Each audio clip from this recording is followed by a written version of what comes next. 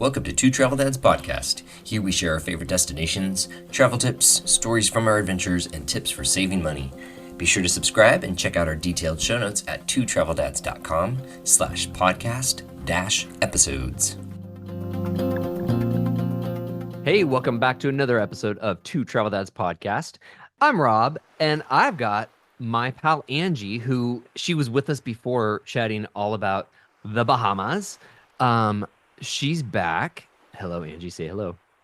Hi, Rob. Today I'm really excited because I've gotten to write two books, and you have a book coming out, and I'm really thrilled to actually hear about the creation of your book because Flirting with Disaster is such a it's a different genre of book. It's a different level of personal story Yeah. than my books. So I'm really thrilled to dig into that and kind of expose you to the world. Well, So might as well get it over with because once the book's out, everybody's going to know everything anyway. So let's do this thing. awesome. Well, let's kind of start at the beginning. If you guys are unfamiliar with Angie, this is Miss Angie Orth. She runs Angie Away. She's worked in PR. She's been kind of my boss lady in the past. Now she's my esteemed colleague. What else would you like people to know about you before we start talking about your book? Gosh. I'm also the podcast host for Traveling with AAA. That's relatively new, so super fun. I'm an actual podcast host myself now, and I love it. And I love it. I love listening to your episodes. You are a good hostess. I love it so much. I didn't know. I don't know. I've been missing out on podcasting. It's really fun. I I know enjoy it a it. lot. It's like for all of us who wanted to be radio DJs when we were a kid because we'd call into radio stations. Now we get to do it ourselves. Love it. Yes, I should start playing songs too. Just be like, this one goes out to all the lovers tonight. I would love that. Well, here's a question going out to all the potential writers in the world. Yes. Um, why did you write a book? What inspired you to want to? Because I remember years ago you saying, I'm working on my book. I'm going to work on my book. This is going to happen. And I never knew what you had planned on writing about, but there was clearly always this wild hair you had to follow. Yeah, it's always been there. I don't know. I was a voracious reader as a kid, and I loved that escapism into other worlds, and then travel became a part of my life, and I don't know, it just always seemed like the thing I was going to do, like the ultimate dream, right? Was to write a traditionally published book. And I didn't always know what that was going to look like. But I did always know that I wanted to do it. And I always knew that I wanted to be a writer. And I have done that in so many different ways between PR and marketing and as a blogger and as a freelance journalist. So I don't know. I think this is just sort of the next step in my writing journey and truly the culmination of my life dreams, my life's work thus far. Yeah.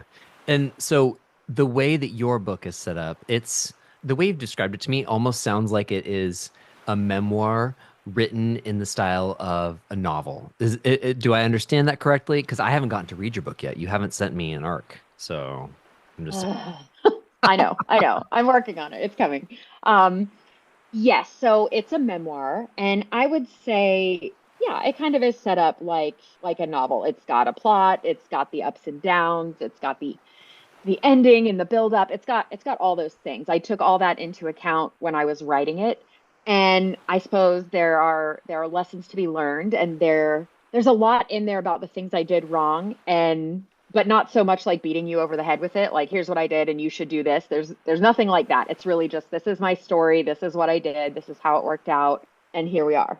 So definitely has all the plot and plot twists that you might expect in a novel, but it's all true. But it's all true. I love that. But it's all true. That's a great tagline. Yeah. Um, It really is. and something else that you've mentioned in the past when we've talked about this, you've got stories from travel, stories from work. You've also talked about that there is some elements of like kind of the spiritual warfare side of stuff in your Mhm. life. Do you feel like you were able to really tell more intensely personal stories writing it for a book than you would normally share either, via the blog in your, monthly recaps that you do, or via social media? Do you feel like you've really peeled back a layer that is uncomfortable? 100%. I think people who have known me all these years are going to be surprised at the things they learn about me and the things they never knew, the things that went on during the time, that the book is set, things about growing up in my childhood. It's so much more personal. It's truly not like anything I've ever written, ever, ever, ever. So I was really, really happy that I got to write the book that I wanted to and didn't have to fit it into any other, I write travel guide kind of stuff. And so I was always worried that that's what I would be pigeonholed into as a writer, but I really did get to write the book I wanted and tell the story that I wanted. But yeah, it's travel. It's a travel story. It takes place. That's sort of the whole foundation is the travel and the places that we go to and the sights and the smells and the adventures. But there's so much more in that. There's, gosh, like you said, spiritual stuff, scary stuff, relationship stuff, just all these things that you don't get the luxury of talking about on your travel blog, No, because travel blogs, you have to answer people's questions, yeah. not rattle on about the guy you dated in London. So Oh, it's definitely different. Yeah. chapter two. So with that and getting to like write those stories and tell those, did you find, because I've been through the book writing process where you're Hmm. submitting your words to an editor. They are sometimes giving you feedback that you're completely not ready for, and sometimes they're like, "This is great. I fixed some grammar." Like, Hmm. did you feel like each time that you kind of peeled back another chapter that you were going to be told, "Oh, this can't be in the book," or "This has no place in this sort of storytelling"? Was there anything like that that really discouraged you in the process? Probably the real, I don't know, obstacle, discouragement has been myself this whole Yeah, time. It's totally. insecurity in my story, and should I say this, and do I have the chops, and can I do it, and does anybody want to read this, and like all that kind of nonsense you go through in your head as, I mean, I would say as an artist, just anybody who creates, you wonder if anybody's going to receive this from you in the way you intended it. And so it's really been me kind of in my own way. My editor was amazing. She had some incredible suggestions and nothing that broke my heart or like ruined my life or my day. It was all just really professional. And I'm like, yes, I should cut that paragraph out. You're so right. That's superfluous. I don't need that. Or, questioning a word choice. And usually I could just say, no, I picked it because of this. And they're like, oh yeah, that makes sense. So it was such a nice collaboration. And I think as bloggers, we don't really have anyone looking over our shoulder at our work. Except So for we readers who also want to be trolled. true. Well, you're always going to have the trolls, right? But it's a little bit different. So I appreciated the whole new professional level of feedback on my writing. I just haven't had anything like that, and it was very encouraging because everybody at my publisher loved it and instantly they were just giving me great feedback, and I was like, "Are you guys lying?" The whole time I'm like, "Do you guys say that to all the writers?" And it's been really positive. And the one thing I'm worried about with the book coming out is that it is so personal. Mm, It's a good book. I'm a good writer. It's a good book. It's funny, but it's not for everyone. yeah. And I think a lot of folks will review something really negatively that's not for them. So I guess nobody wants to get a bad review, but that's coming. Yeah. So, I I'm mean, sure it's coming. I think that's one thing to always keep in mind in anything is don't read the comments.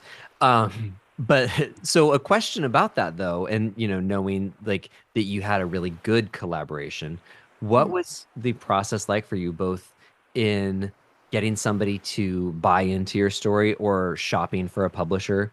Is that Mhm. something that you really have some big takeaways with in case you do? I don't know if you got in your contract to option for a second. Is it something where you have some tips or advice about the shopping for a publisher? I don't know that I have any tips about that specifically, but I will say that publishing is insane and it makes no sense. And the way that things are done are not necessarily the most efficient way or the way I would do things. So things are things could be different and they're not. And one of those things is that I had an agent. So first thing I did was get a literary agent. Hmm. Did that first. And with that, I sent them a book proposal.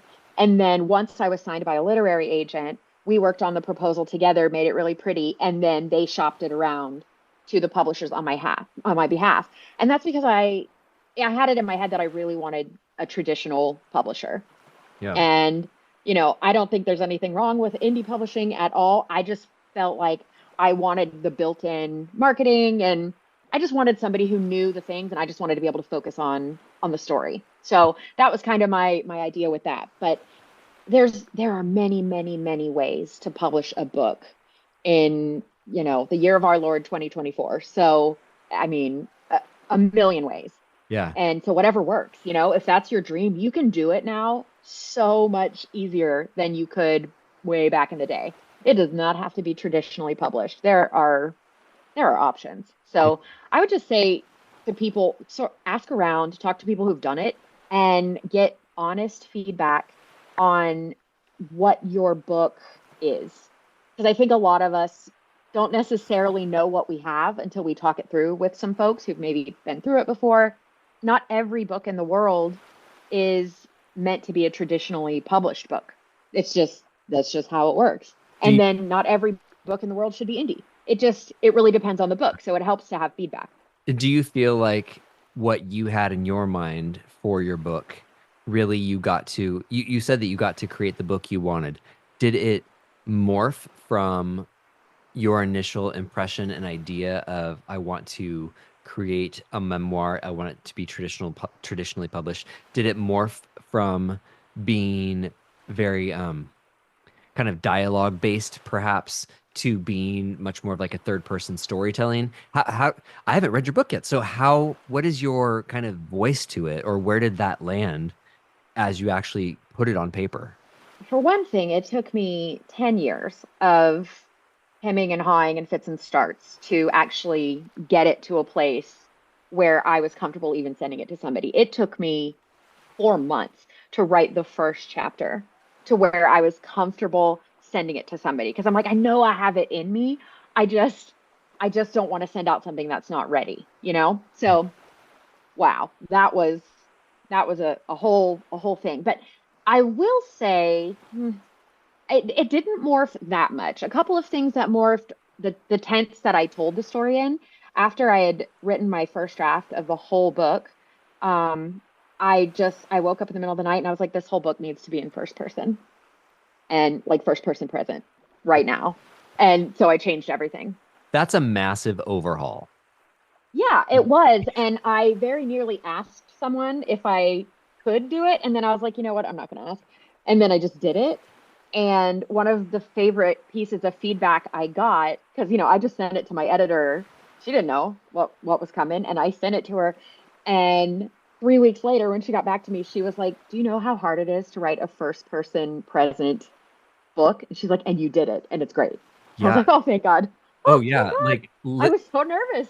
the like skill of that and not incorporating any form of foreshadowing or being able to allude to like the knowledge that you do have of a story, Mm, mm. I would feel so stifled. It was, well, it was challenging too because there are flashbacks in the book, so that's in a different tense. And then all of it took place, I mean, the majority of the story took place in 2011 when I was traveling around the world by myself. So I even made sure that songs I mentioned and artists I mentioned and things like that, I wanted to make sure that that happened then or before then. I didn't want any new Britney Spears tunes sliding in there. I had to make sure that everything was 2011 and before accurate. So there were things I thought of like that, and I fact checked to death. I am fully terrified that there's going to be some glaring thing that nobody caught, but I don't know. I guess that's being a writer, right? You're just Yeah, a yeah, little bit terrified all the time. totally. Well, so that is being a writer, and with that, and knowing that that's kind of the state that you're in right now is you're in that limbo between I'm Mm, done and it's ready and it hmm will come out. At this exact moment, are you thinking, I want to do this again? Yes. I'm thinking I want to do this forever because writing the book is the kind that like this is the kind of storytelling I want to do. It's the kind of storytelling I've always wanted to do. And then you get pulled in different directions, and all writing is not equal. So, yes, I wrote thousands of words a day as a publicist. That is not the same kind of storytelling, you No. know?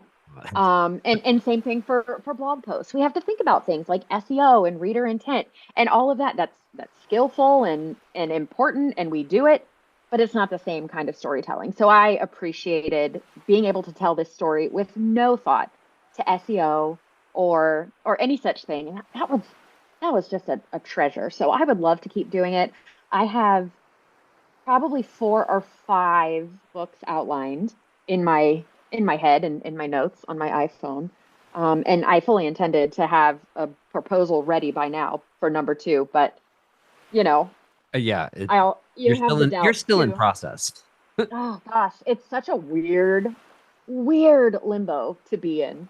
Because yeah, I'm done. Like the hard part is done. So then Writing the book is done. so then what's next? What like I know what comes next because I've done this, but I'm Mm. curious because so I published with Simon and Schuster through Tiller Press Mm-hmm. Mm-hmm. and you are with Hachette. So what is Mm-hmm. your next step while you are in limbo? Are Pretty you just much hanging? marketing. Yeah. Marketing and setting up interviews and trying to decide if a book tour makes any sense in 2024 and just thinking about calling in favors and doing all these things that you don't really want to do Mhm. as a person with my personality, but it is what it is, and it's the marketing part of it that's no fun at all, and I think most authors hate it. Yeah. It's very It's awkward. not fun. It feels self-serving, especially because the book is all about me. It's Yeah. like, hey guys, do me some favors and read all about my life, and then let's talk about me some more. This It's side of it really weird. feels more vulnerable than a lot of the writing. Yes, and I really went through it when I was writing it and pouring it all out on the page. Now when I read it, I'm like, oh yeah, that's good. That came out well. I said what I wanted to say, but before it was on paper, it was just tumultuous. It was tornadoes inside my head. So it's very nice that it's all out there now. And the audiobook is recorded. I just finished that this week. Awesome. That was so much fun. Um, So and yeah, it's what just it's I'm just kind of waiting. curious because we're talking about this like it is this kind of this elusive genie in a bottle that we don't know what it's going to be like when it comes out, but you do.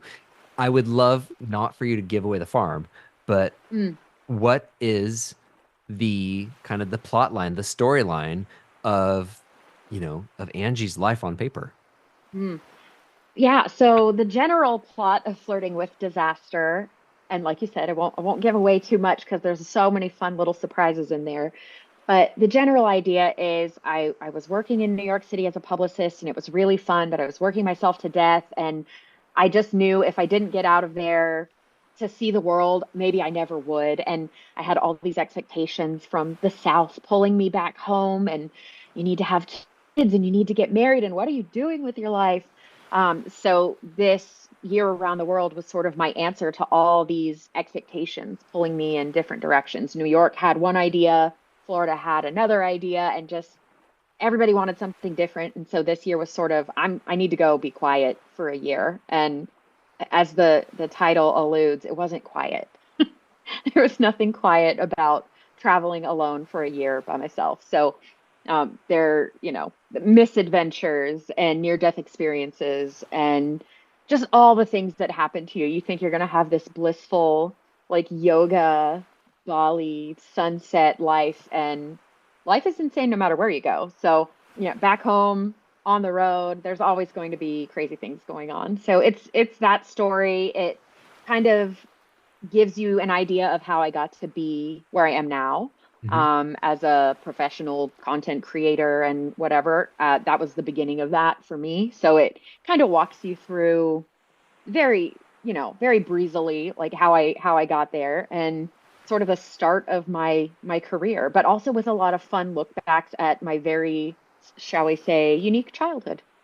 So knowing that, you've got childhood, you've got career, you've got the travel and all of this, into perspective, who would you say, besides yourself, because we do these projects for ourselves, who Mm, did you write this book for?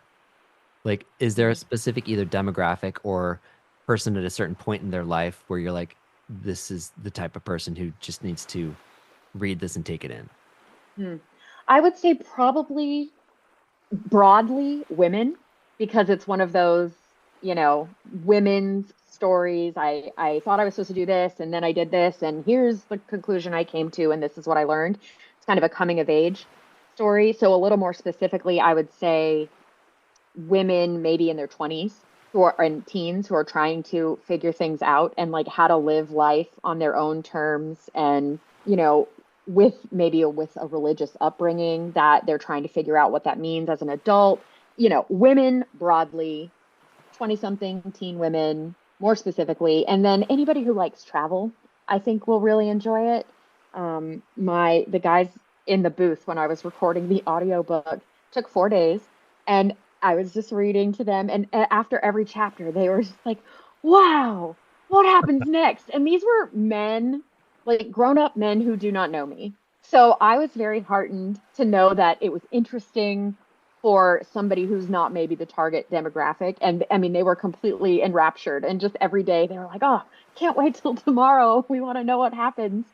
That's So, awesome. That's awesome to be able to have a validating experience like that mm, before it hits the shelves and before it's the public sharing their yes, thoughts. That's a big, yes, it is. I mean, everybody who's read it, provided they've been honest with me, they've really liked it and they've been entertained. And in fact, one of the ladies in my Bible study, she read the chapter that I sent her to her daughters. She's got four daughters that are all, 20 something and younger.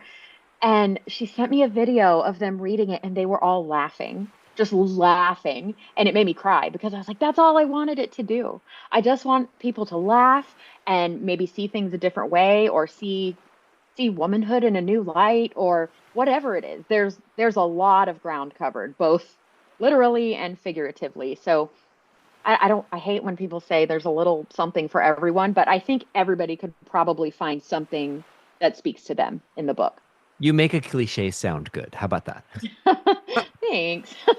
Well, a I little think. something for everyone. That is something you hear with so many Oh, books, but I get it because you are hitting on so many different kind of life themes that I may not be, a woman looking back at my teens and 20s, but hmm, I get it. Like, yeah. yeah.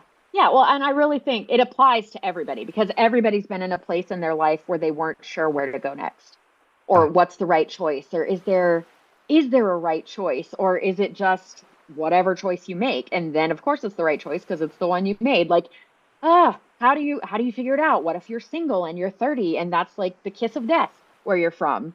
There's just so many things. And I I'm so honored and blown away that I got to write the book I wanted and tell the story that I wanted. So many people told me that was not going to happen. And so I know how lucky I am that I really got to tell the story I wanted to. so then here's the kind of the final question I've got about this whole fantastic project you've created. In the movie, who is going to play you? Reese Witherspoon. Excellent Uh, choice. of course. Although, by the time a movie gets made, she's going to be like 60 and I'm going to be 55 or something. So maybe not her, but I always liked Reese Witherspoon to play me in movies. I think she Okay, would be that's great.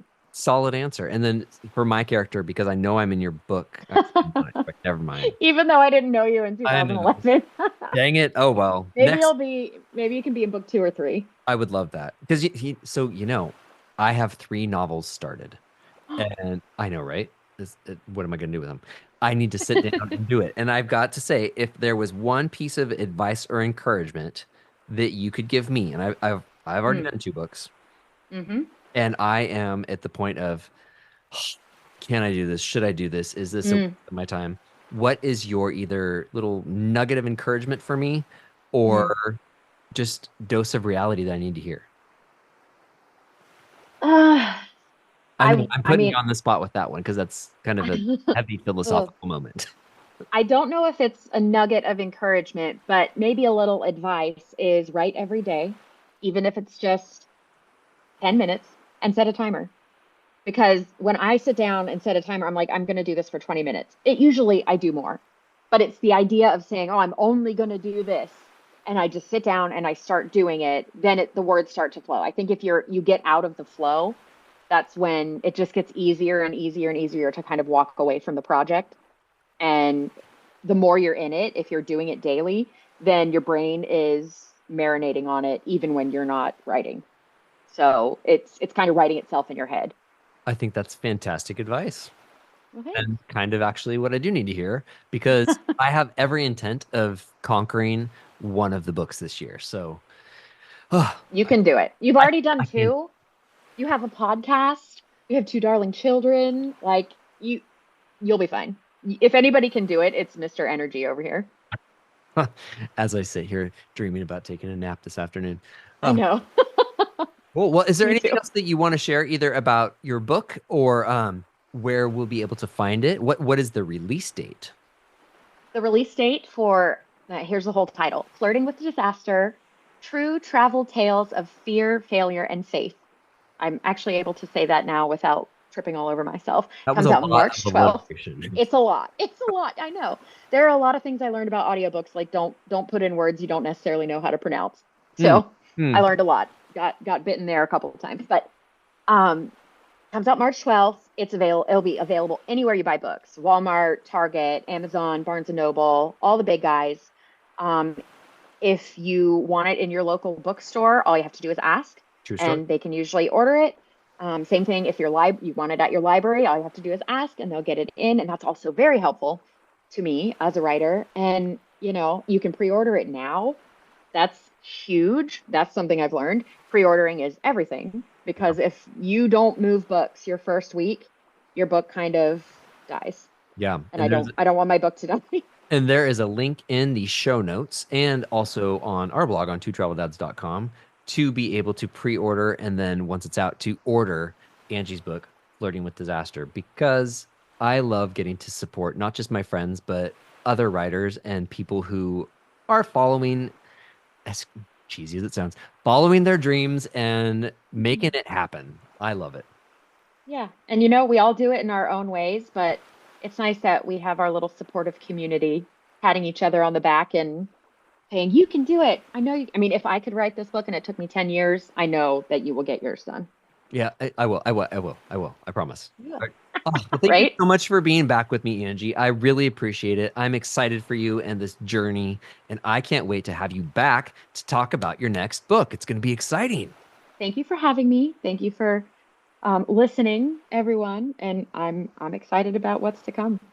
Thanks for tuning in, everyone, and be sure to share this with somebody that you know needs a good book. And don't forget to hit that subscribe button, and we will talk to you later. Two Travel Dads podcast is written and produced by Rob and Chris Taylor in St. Augustine, Florida. Check out past episodes and detailed show notes at twotraveldads.com/podcast-episodes. If you would like to be on Two Travel Dads podcast, please send us a note through our website or find out more at twotraveldads.com/work.